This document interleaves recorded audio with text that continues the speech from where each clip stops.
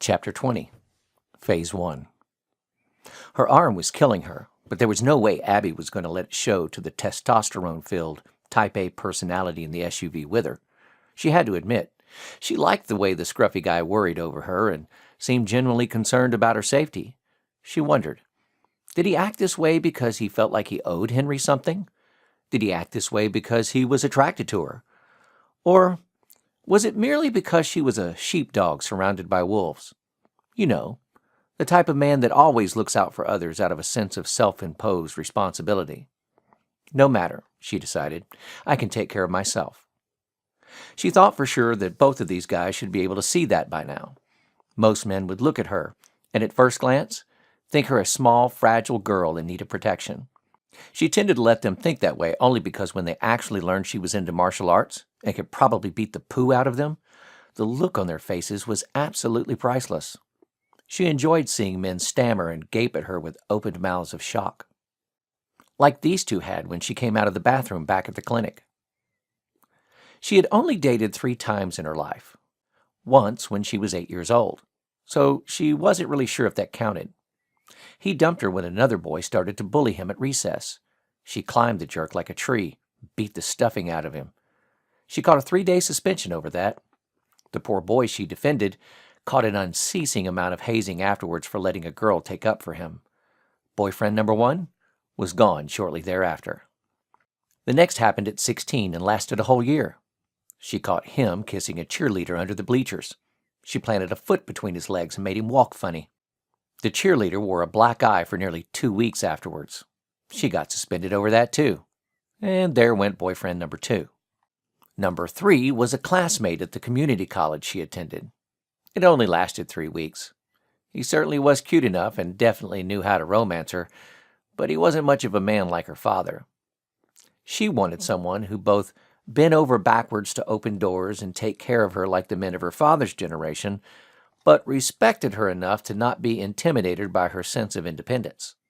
And those were hard traits to come by, she was finding. And just like that, there went boyfriend number 3. She for sure would miss those piercing blue eyes, however. They had a way of making her knees go weak when he looked at her and grinned. Now about this guy with the bandage on his head. She was kind of liking the way he looked at her too. And despite the fact that he could use a haircut and some facial grooming, he was pretty cute himself.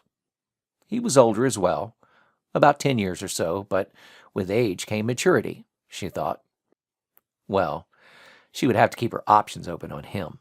She had switched places with David, or DJ as he liked to be called, and was now riding in the front seat of the Tahoe with Brett. They were approaching the gravel road leading to DJ's house, and it seemed to be deserted.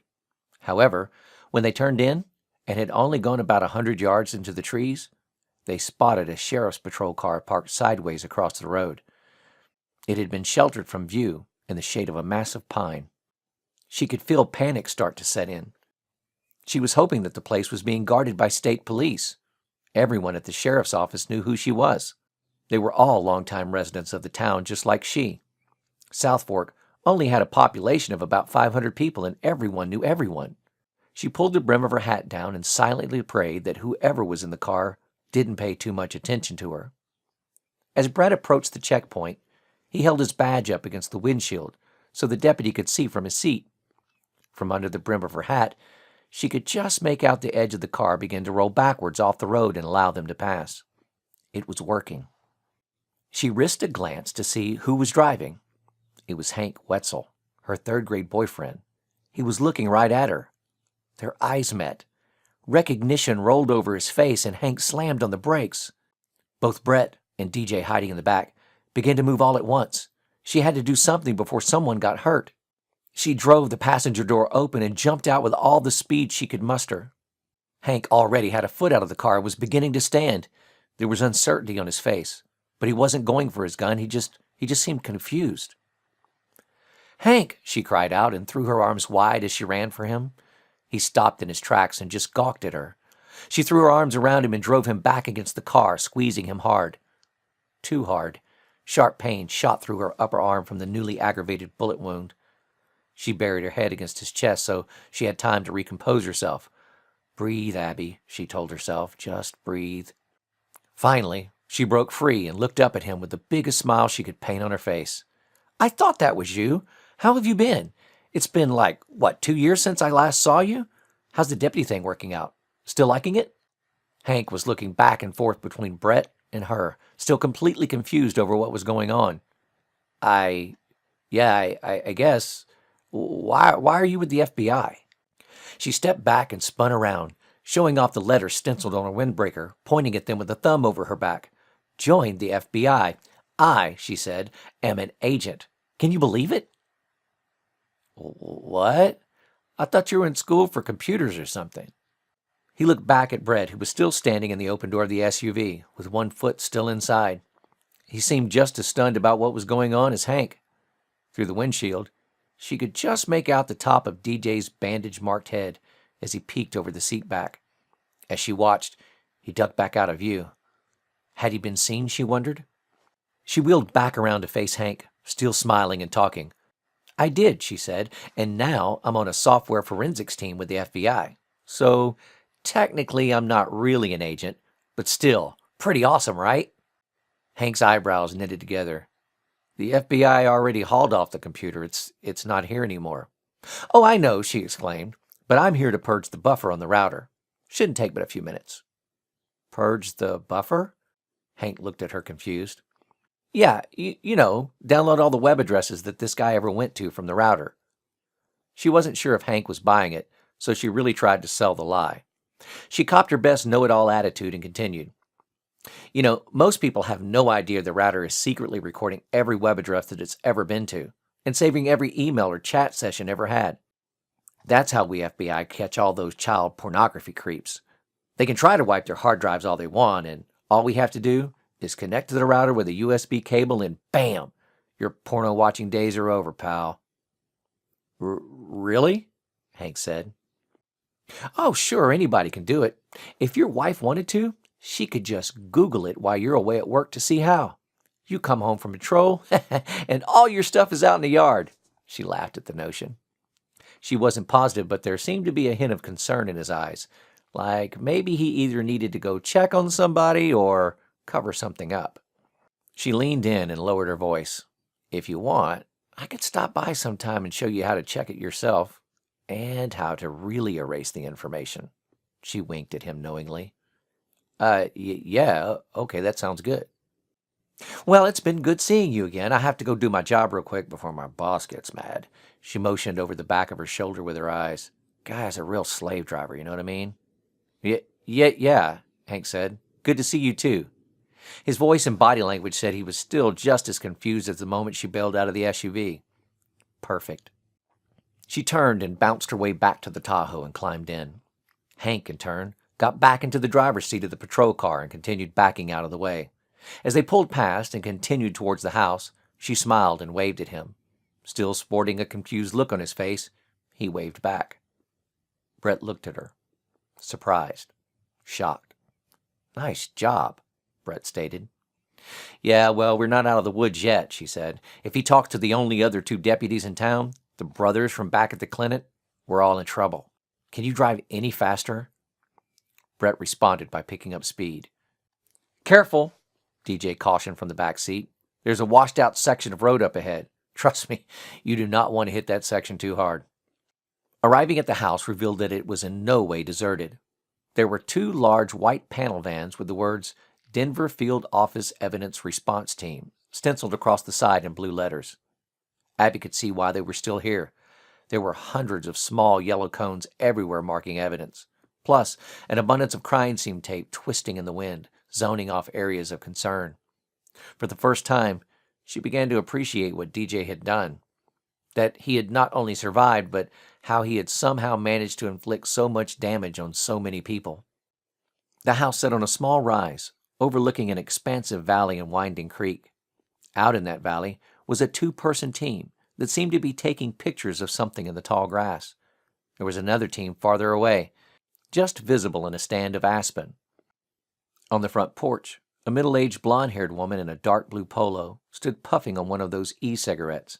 As Abby watched, the girl exhaled a thick cloud of vapor that quickly evaporated into nothing. She was staring at them, but not in an alarmed manner. It was a knowing look that recognized the type of vehicle. To her, they were just another set of agents in a long line that kept coming and going. "Well," Brett said, "here goes nothing." He shifted the car in park. He then leveled a flat stare at her and said, "Now, let me do all the talking this time." Brett left the Tahoe running, and they both stepped out of the vehicle. She imagined that DJ was in the back seat gripping his gun and readying himself to fly out and rescue her should the need arise. The thought brought a thin smile to her lips. Brett addressed the woman on the porch. "Are you in charge?" he asked. "Of the on-site evidence team? For now, yes. The overall agent in charge is Agent Morris, and he's back at the sheriff's office. On a conference call, I believe." "Yeah, I was just there," Brett lied. "We're just here to inventory the house for potential household items that could be used as explosives." "There's been no evidence of that type of activity in anything we've recovered so far," the woman said. "Hey, I just do what I'm told," he shrugged. She motioned to his t-shirt just visible beneath the windbreaker in his jeans. "Not exactly regulation on your clothing choices." "That's because this dimwit," he nodded to Abby, "knocked us both down in the stream earlier, back at the crash site along the road. We were heading back to Denver tonight, so we didn't bring a change of clothes. We scrounged these up at the second-hand store in town." He opened his windbreaker wide to show off his t-shirt. "I'm thinking we should institute casual Fridays. I kind of like this look," he said. As the conversation progressed, both Brett and Abby had been moving forward, and Abby was moving faster than he. She had picked her way around a caution-taped area in front of the house and was now on the porch, level with the woman they were talking to. Abby could tell this lady was not convinced of who they were, and was beginning to rapidly become suspicious. As she approached the woman, armed with the biggest smile she could muster, the middle-aged lady began to back away. "You aren't from the Denver field office," the blonde began, as she slipped her e-cigarette into her pocket. "No," Brett replied, producing his badge. He flashed it open, showing his credentials. "We're out of the Dallas office. I was sent down by the special agent in charge, Tim Neville. We're here offering specialty support for suspect profiling. The guy that did all of this matches the profile of an unsolved case from a few years ago. It involved homemade explosives, so that's why we're here." The forensics lead was pulling out her phone. She was about to call someone for verification, Abby thought. Brett had stopped moving forward. She guessed to keep the lady from becoming too alarmed. Abby was closer, however. She bent down and set her black laptop bag onto the porch against the support beam. The blonde tapped the touchscreen of her phone, and Abby acted. There were several ways to instantly incapacitate someone in hand-to-hand combat. Many of those were focused around the head area. One such location was just below the ear and behind the jaw, a cluster of nerves that if struck properly, or if pressure was applied to, the other person became disoriented or could be rendered unconscious. Abby went for that nerve center now. First, she slapped the phone out of the lady's hand, sending it cartwheeling through the air and into the gravel in front of the porch. The woman's body instantly started to follow it, and she began to twist to her left. This exposed the nerve cluster so it could be struck from behind, even though Abby was technically in front of her target. Abby spun in a 360 circle, bringing her right arm out and up, cupping her fingers into a modified fist. The side of her stiffened hand connected with the collection of nerves, and down the woman went in a heap. The Oxycontin she had taken had deadened the pain in her arm, but the sudden motion sent it smarting again, and she gritted her teeth in response. "Help me get her in the house," Abby barked at the gaping Brett. "She won't be out long." Brett snapped out of his shock and tore up the steps. "Stop doing that." "She was making a call," Abby shot back. Brett grabbed the woman around her middle and lifted. He grunted as sharp pain rippled through the gunshot wound in his abdomen as well. "I had it under control. You can't just go beating everyone you meet," he said through clenched teeth. "Well, it's worked for me so far," she sarcastically hissed at him. As Brett dragged the forensic specialist through the front door, another woman was standing in the kitchen, shocked at seeing someone being hauled through the door. She was a medium-built brunette, wearing an identical polo and blue disposable medical gloves. "Get over here and help," Abby barked at her. "She's passed out." The other woman responded and rushed forward to help her boss. When she got close, a look of concern stenciled to her face. Abby grabbed her wrist, twisting the woman around and put her into the classic wrestler's sleeper hold. 5 seconds later, this new person was out as well.